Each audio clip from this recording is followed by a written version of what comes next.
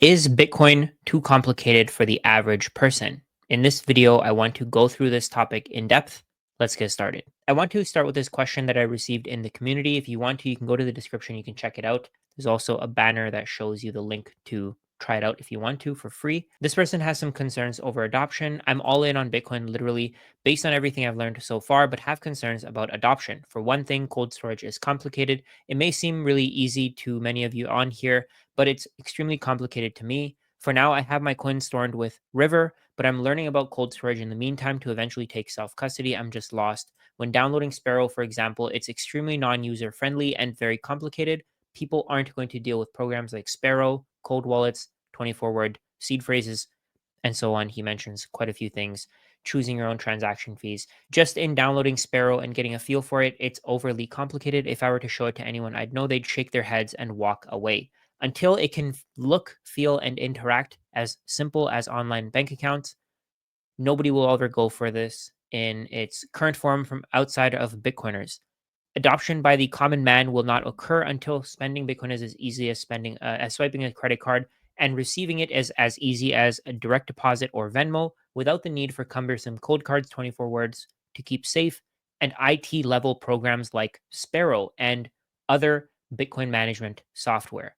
From what I've seen, is light years away from that level of simplicity and user friendliness. Not to mention that every Bitcoin spend is a taxable event. You can lose all your coins with address and wallet mistakes and so much more. I'm not giving up learning and will continue to research all of this, but if it seems complicated to me to this degree, I guarantee the average person will never touch it as it currently is. I'm generally pretty decent at using new computer and online programs, but this stuff is on a whole new level of complicated. If I were the average person, I'd be turned off by it all for that reason. That has to change before mass adoption as a medium of exchange will occur. Any insights on how we will get there, despite of all this, are appreciated. I know that was long, but essentially what this person was asking is that if Bitcoin is so complicated for him, then how is the entire world going to adopt it? How is it possible that if everybody has to go through this process of setting up a cold wallet, of going to an exchange, having that exchange send that Bitcoin to them, and do all those things that come with Bitcoin, how is it possible that everybody on earth is going to adopt it? And this is where I think that being early to Bitcoin comes in. You have to remember that Bitcoin is the base layer of money, it's the absolute foundation. So if you can take cold storage of your Bitcoin, if you have your own wallet, you're basically running the same operations that a bank would run. If a bank sends out a wire transfer by accident and it sends it to the wrong person, there are no fail safes. Their system in the background is probably a lot more complicated than Bitcoin. So we see here he said, as easy as a direct deposit or Venmo. You have to remember that these are not the base layer of money. These require permission. You have to have permission from an institution in order to send or receive money through Venmo or to receive money as a direct deposit. If you lose your bank account password, it's not like your money is gone. It's because the bank has access to your money. But you have to also remember that all of these things that we have in the legacy financial system, they have trade offs. They may be really easy to use, but they're not the base layer of money. Banks can easily shut down your accounts, and there's nothing that you can do about it. If you were to receive a direct deposit and your bank flags it as a transaction that maybe shouldn't be happening, you're not going to get access to your money for a really long time. You have to remember that the current state of Bitcoin with taking cold storage, you can only do that for a limited amount of time. At some point, not everybody will even have the option to do that. And the reason for that is that there is a limited number of transactions on the Bitcoin blockchain, on that Bitcoin base layer, where all of these financial transactions around the world will take place. So if you want to send Bitcoin on the base layer, right now it only costs you a few cents, but in the future, because more and more institutions will adopt it, we know that for a fact. I know that for a fact. It's already happening. More and more institutions will adopt it. More and more banks will offer you services that are dedicated to Bitcoin. You'll be able to borrow fiat against your Bitcoin until fiat eventually dies. You'll be able to do everything that you can in the current financial system with Bitcoin. You'll be able to save with Bitcoin. Bitcoin will be basically your investment. You'll be able to use Bitcoin to invest in other things. Maybe you'll be able to pay for houses with Bitcoin. The only main difference that I can see is that because banks can't create Bitcoin out of thin air, they're not going to give you loans at the same rates that you get them today, at the low interest rates that you get them today. At that point, I think that loans will be completely different. Of course, we're going away from this topic here, but I think loans will be different. They'll be dedicated to businesses.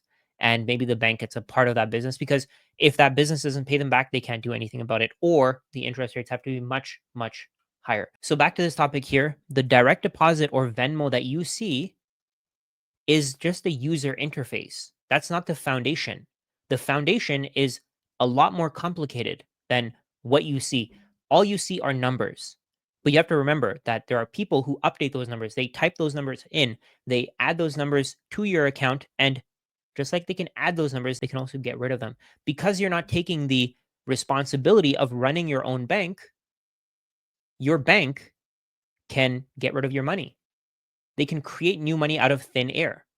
And this is what Bitcoin solves for. So if you want to, on a Bitcoin standard, you can take self custody, but you also don't have to if you don't want to.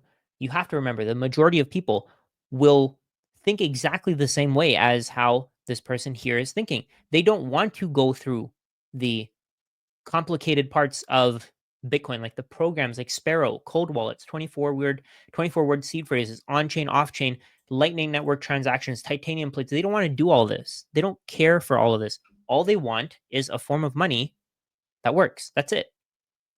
What Bitcoin does is it gives you the ability to choose. Do you want to go with an institution or do you want to do it yourself?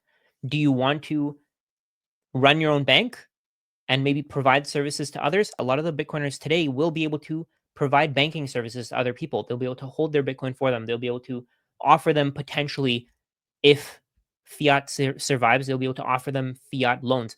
All of that will happen, but we're so early right now that you actually have the opportunity to ask a question like this. At some point, people won't be thinking this way. They'll just see that there's an app, they download that app, they can send and receive Bitcoin whenever they want to. They can accept Bitcoin for their work. They can send somebody Bitcoin for their work. They can transact value for value. They'll be able to use apps like Aqua, apps like Wallet of Satoshi, apps like Moon Wallet, all these different wallets that there are. They're just going to get better. I think that the banks are probably going to create their own wallets. When they do create their own wallets and when they have their own apps to allow you to transact with your Bitcoin, at that point, Bitcoin will be widely adopted. But you have to remember that once that happens, Bitcoin's price is probably going to be a lot higher than where it is today. So you can buy Bitcoin right now, and like this person, you can leave it on River. And you're basically just doing exactly the same thing as just leaving it with a bank. But with River, for example, they have proof of reserves. No bank has that.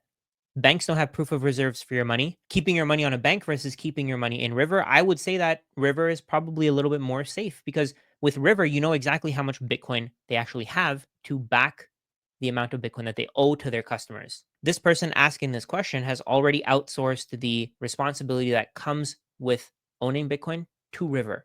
They already hold their Bitcoin with River and they probably don't plan to take self custody. And that's perfectly fine. If you don't feel comfortable taking self custody, you might be better off just leaving your Bitcoin with an exchange. But you have to remember this is something that's very important. You have to remember that your Bitcoin can be confiscated, it can be taken away from you, your Bitcoin accounts can be frozen, and there's nothing that you'll be able to do because if you leave your Bitcoin on an exchange, you're giving them the responsibility of handling all of this. They have that responsibility. If they have that responsibility, they also have power over you, where if you want your Bitcoin back, they may say no. They could do that. And there's nothing that you can do to stop them from doing that. They can easily say no, and you may never get your Bitcoin back because you don't want to deal with all of these complications. If I don't know you personally, if I haven't spoken to you, I don't know if you should take self custody. For example, there was a Bitcoiner who lost 7.4 Bitcoin. They've been accumulating since 2017. Over the years, they've been just dollar cost averaging and just accumulating. And You can see here they've been sacrificing things, but they made a mistake. They made a crucial mistake. They lost 7.4 Bitcoin because they downloaded a fake app from the Apple App Store and they mistakenly thought that it was a wallet that they have on their computer. You have to remember, this is a warning. You have to remember that Sparrow Wallet is only available on desktop. It's not available on your phone. So this person here, they had 7.4 Bitcoin. They downloaded this app. They didn't do the due diligence on the app. And I'm not blaming them or anything like that, but they didn't do the due diligence. They probably shouldn't have been taking self custody if they didn't know to do the due diligence on whether Sparrow is a mobile app. It's not. The app was a scam designed to steal my Bitcoin, my family's future, and my peace. I'm broken, grappling with the pain I've caused my wife and kids. I downloaded an app from the Apple Store thinking it was associated with Sparrow Wallet. Unfortunately, it wasn't. The app stole 7.4 Bitcoin from them. It's gone. They're never going to get it back. There's nothing that they can do to get it back. All you can do is you can take this opportunity and learn from it and make sure that this never happens again. Do the due diligence. Start accumulating Bitcoin again because there's nothing you can do about the past. That Bitcoin is gone. Unless maybe Apple can reimburse you for Bitcoin, that Bitcoin is gone. You're not going to get it back. All you can do is continue to stack, continue to improve your knowledge, and not make the same mistake again.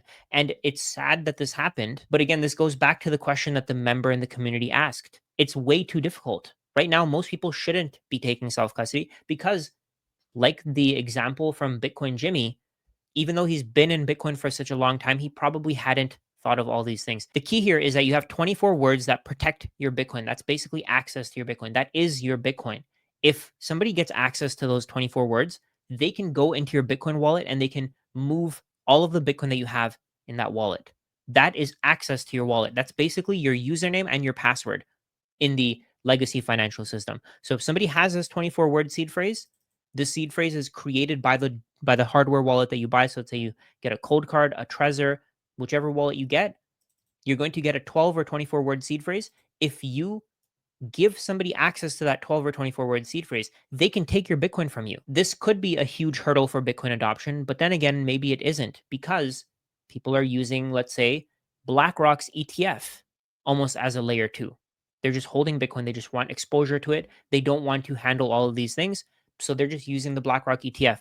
All of these people may not understand that BlackRock may never give them that Bitcoin back, but maybe they don't care. Maybe they just want the fiat returns. Once you actually study Bitcoin, once you understand the point of Bitcoin, all of these things become worth learning. It becomes worth it to spend the time learning what the 24-word seed phrase is, what UTXOs are, how to manage your UTXOs. Study Bitcoin and try to figure out what these things are. Once you understand the point of Bitcoin, which is to be an unconfiscatable form of money, you start seeing why all of this is required. This is the trade off. In the current financial system, it's very easy to have your money with the banking system, but there's no way for you to take self custody. It's very easy for you to do everything that you need to do in the current financial system, but your money could disappear. Your bank could close your account and you'll never get your money back. That's a trade off. That's a trade off that you have to actually acknowledge. With Bitcoin, you can take full self custody, meaning that you have to deal with all of the complicated stuff that comes with Bitcoin, all of these things, but you could also choose not to take self custody. You can keep your Bitcoin with an exchange, you can keep your Bitcoin with a bank. However, you do it, you can buy ETFs. However, you do it, that's not real Bitcoin. It gives you exposure to Bitcoin, but it's not real Bitcoin unless you have full control of your Bitcoin. When you have full control of your Bitcoin, you're basically doing all of the operations that a bank would do. You're holding your money, it's secure, it's safe, nobody can take it from you. Your bank can be forced to give your money away to, let's say, the US government, or it can be forced to freeze your money. In your individual situation, nobody can stop you from using your money. But if they do, let's say your government comes to you and they stop you from using your money, or they take your Bitcoin away from you, they take your private keys, it doesn't affect anybody else. If you have your Bitcoin in cold storage and your government takes it from you, it doesn't affect the network. Everybody else's Bitcoin is still secure, meaning that for governments to actually stop Bitcoin from working, it's extremely difficult. The more people who do the research on these things, the more people who have their own 24-word seed phrases, the less centralized the Bitcoin supply is, the more difficult it is to stop. Because let's say I have Bitcoin in self custody, and then my neighbor has Bitcoin, and then the other neighbor has Bitcoin in self custody. All of these people have Bitcoin in self custody. If the government comes to my house and they start knocking, maybe they'll take my Bitcoin, but my neighbors will figure it out and they'll find out a way to not have their Bitcoin stolen from them. And maybe they'll share that information with their friends and family. And that information will spread like a virus. It'll go on Twitter, it'll go on all these social media outlets. And while my Bitcoin is gone, the other people who still have their Bitcoin may find out. And if they've done the research on all of this, maybe they don't get their Bitcoin stolen from them. Now, let's go back to that main question here. Are there any concerns over adoption? I don't think there are. People are already adopting Bitcoin. They're using it as a store of value. They may not take self custody, but they are using it to get exposure to Bitcoin's value, the increase in value over time. They're using it as a store of value. Even though somebody else is holding it for them, I don't see that as a problem for adoption. More and more people are figuring it out, and the people who really do learn about it will take self custody, but the others probably won't. It just leads to more and more money going into Bitcoin. Somebody still owns that Bitcoin. Somebody will still have exposure to that Bitcoin. That Bitcoin is not going to be added back to the market for a very, very long time. These people will probably hold it for a very long time. But I don't see this as being a roadblock or a concern. I don't see this stopping adoption because people still see the number going up and they want to buy it. Most people don't even care about the value of Bitcoin, what Bitcoin can do for them. They don't care about all that. They want to outsource that responsibility. So they're not going to take responsibility. All they're doing is they're putting their fiat wealth into Bitcoin. They're transferring their fiat wealth into Bitcoin. And maybe at some point, for all we know, the ETFs allow in kind withdrawals or in kind deposits of Bitcoin. Maybe at some point, the ETFs allow you to use the ETF shares as almost like a layer two to transact. Maybe they start creating some kind of currency that's backed by those ETF shares. You never know where the future can go. I think that these banks are going to do whatever they can to create cash flow for themselves. And they're going to use the Bitcoin ETFs as some kind of collateral for a new money system that they create. I don't know how it's going to happen, but my point here is that no matter what happens, if you want to take self custody of your Bitcoin, you can, but you don't have to if you don't want to. If you want to leave your Bitcoin with an exchange, that's perfectly fine. You have to remember, though, you have to remember the trade offs. That exchange could take your Bitcoin. They may not give you your Bitcoin back. You may never, ever get that Bitcoin back because if the US government says that they have to freeze your accounts, then it's gone. There's nothing you can do because it was too complicated to take self custody. So it's up to you to take self custody or not. Think about the trade offs. If you don't take self custody, then your bank can take your Bitcoin away from you. But if you do take self custody, you may lose your Bitcoin. Which one of those is more likely to happen? I would personally believe in myself, in my own ability to store my Bitcoin. And if something happens, I would learn from my mistake and I would start stacking again.